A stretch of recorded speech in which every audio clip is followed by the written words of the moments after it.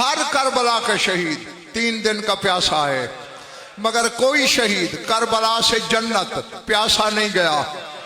क्यों? इधर शहीद घोड़े से गिरता था, रसूल कौसर का जाम लेके आते थे, ले मेरे हुसैन के सिपाही कौसर पी ले।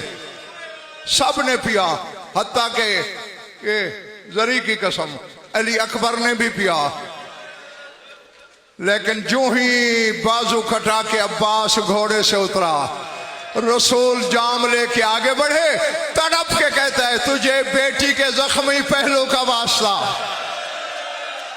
मुझे मोहम्मद बन के हुक्म ना देना जब तक मेरा हुसैन प्यासा है, मैंने पानी नहीं पी।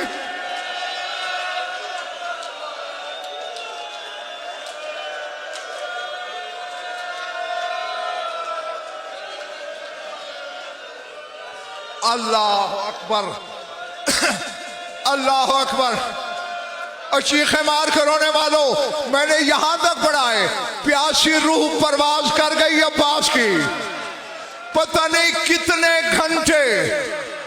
फिर जरी की कसम, जन्नत में बतूल अब्बास को झोली में लेके बैठी रही और रो रो के कहती थी मैं तेरी मां नहीं हूं, ले मेरे हाथों से पी ले।